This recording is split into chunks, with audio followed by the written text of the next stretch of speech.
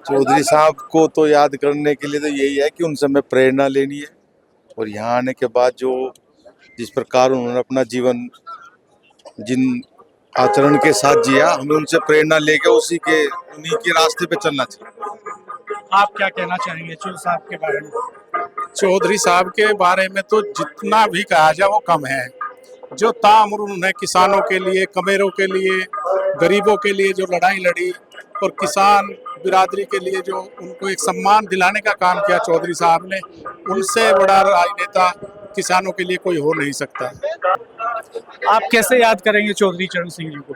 बिल्कुल नमन, दिल से याद करते हैं। हम अपने माननीय श्री चौधरी चरण सिंह साहब ने हमारे युवाओं के लिए और हमारी युवा पीढ़ी के लिए इतने अच्छे काम किए हैं। आज हम उनकी देन है कि जो हमारे बच्चे आगे बढ़ रहे हैं। हाँ, मैं उनको बार बार नमन करता हूँ। धन्यवाद। चौधरी साहब को आप कैसे याद?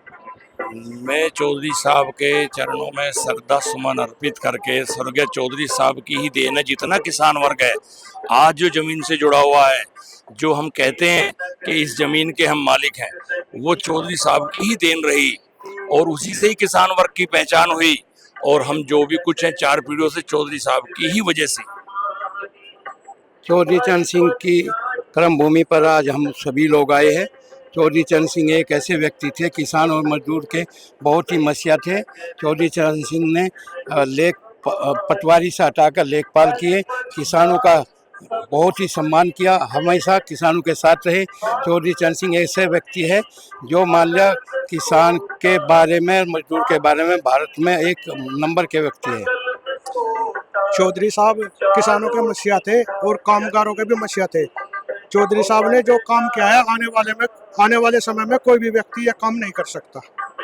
सबसे पहले चौधरी साहब के चरणों में नमन करता हूँ। चौधरी साहब किसानों, गरीब मजदूर के दूसरे भगवान है और न कोई ऐसा नेता हुआ और न कोई शायद ऐसा हो।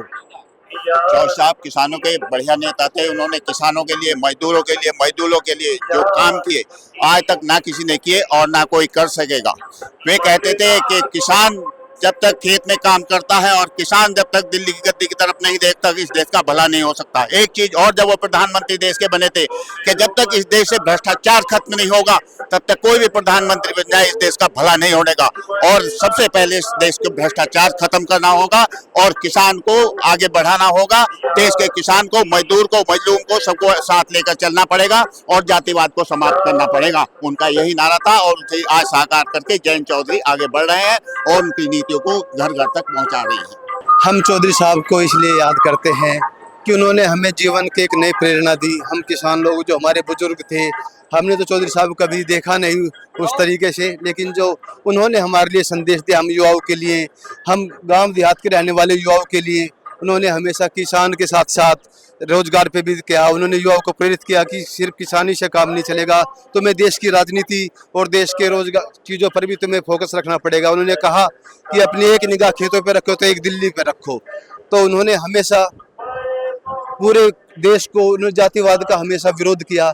वे जातिवाद के विरोधी थे। उन्होंने सभी समाज को, सभी जाति के लोगों को हमेशा अपने साथ लेकर चलने का काम किया। विभिन्न राज्यों में उन्होंने विभिन्न जातियों के मुख्यमंत्री बनाए और खास तौर से जो हमारे उत्तर प्रदेश के किसान थे, हमारा युवा था, उनके बारे में उन्होंने हमें हमेशा प्रेरित किया। आज भी हम उनकी शिष्टाचार की जो पुस्तक पढ़ते हैं, उससे हमें अपने सामान्य जीवन में हमें किस तरह का व्यवहार करना चाहिए, किस तरह हमें अपने जीवन को जीना चाहिए, उन सब चीज़ों को चौधरी साहब ने हमें बताया और हम हमेशा उनके आभारी रहेंगे।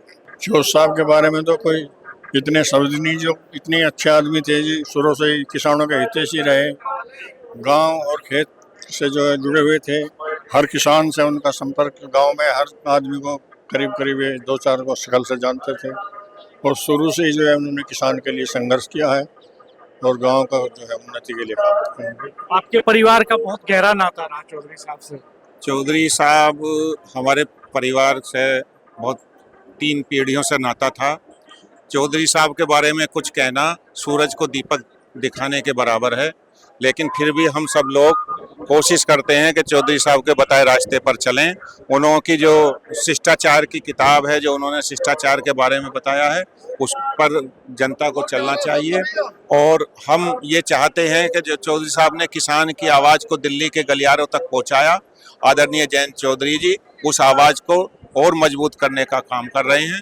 और राष्ट्रीय लोकदल हमेशा से चौधरी साहब की नीतियों पर चलकर किसानों की और मजलूमों की, युवाओं की बात करता है। आज जब हम चौधरी साहब की पुण्यतिथि मना रहे हैं तो अक्सर ये चीज़ हमारे जहन में रहती है कि आज फिर एक बार फिर चौधरी चरण सिंह की इस देश को ज़रूरत है। इस देश के किसानों के हृदय में वो बसते हैं, उनकी समस्याओं को जिस तरीके से वो समझते थे, मुझे नहीं लगता कि आज कोई भी राजनेता उस तरीके से किसानों के प्रति हमदर्दी रखता है। तो मुझे लगता है कि एक आज फिर एक ऐसे चौधरी चरण सिंह की जरूरत है जो किसानों की समस्याओं को दिल से समझे, उनके बीच पहुंचे और उनको हल करने की हिम्मत रखे। चौधरी साहब आज तक किसान का मेरे वर्ग के एक मसीहा के रूप में याद किए जाते हैं, क्योंकि संसद तक और जो इस देश की सबसे बड़ी चौखट है उस तक अगर किसानों की आवाज किसी ने पहुंचाई है तो आज भी पहला नाम चौधरी चरण सिंह जी का आता है। उन्होंने हमेशा किसानों के लिए, मजदूरों के लिए काम किया और जब भी इन किसानों के खिलाफ अन्याय हुआ तो सबसे पहले चौधरी साहब खड़े हुए। देखो, चौधरी साहब का जो नाम है, हमेशा किसान का नाम लिया जाता था, चौधरी साहब का नाम जरूर आता है, क्योंकि अगर इस देश में किसी ने किसान को पहचान देने का काम करा, सबसे पहले चौधरी साहब ने काम किया। चौधरी चरण सिंह जी ने देश के लिए बहुत कुछ किया, किसानों के मसीहे उन्हें कहा जाता है। हमेशा किसानों के लिए उन्होंने संघर्ष किया और तमाम जितने भी गरीब लोग थे उनके लिए भी बहुत मेहनत करी, इसलिए आज भी उन्हें याद किया जाता है। हमारे जाट समाज के बहुत ही महान आदमी रह चुके हैं। मैं तो बोल ही चुका। कोई नहीं, कैसे याद करेंगे आज चौधरी साहब के विचारों को हम लोग कैसे आगे लेकर जा सकते हैं, किसान मजदूरों के लिए जो उनके विचार थे उसे युवा आगे कैसे बढ़ाएंगे, कैसे एक समग्र भारत को बनाने के लिए हम ग्रामीण भारत को मजबूत करते हैं और युवा उस चीज को आगे लेकर जाते हैं। हम लोग ये विचार करेंगे और उन्हें नमन करते हैं। मैं भारत रत्न चौधरी चरण सिंह जी के सादर नमन करता हूं और उनका जीवन हमेशा सादगीपूर्ण रहा और किसानों के लिए उन्होंने अपनी बहुत महत्वपूर्ण भूमिका निभाई। मैं उनके चरणों में सादर नमन करता हूं। भारत रत्न पूर्व प्रधानमंत्री चौधरी चरण सिंह जी की आज 39 पुण्यतिथि है और उस पुण्यतिथि पे हम लोग सब श्रद्धा सुमन अर्पित करने यहाँ आए हैं। उन्हें भावभीनी अपनी श्रद्धांजलि देने का है और चौधरी साहब को मैं क्या याद करूँ, सारा जमाना याद करता है कि उन्होंने आमजन के लिए विशेष कार्य किए हैं, जिनकी मैं आपको विस्तार से अगर बताऊं तो बहुत लंबी फहरिस्त होगी। जैसे किसानों के लिए जमीन कानूनी अधिग्रहण जो हुआ था उस पर रोक लगाकर आमजन के लिए जमीन की व्यवस्था कराई।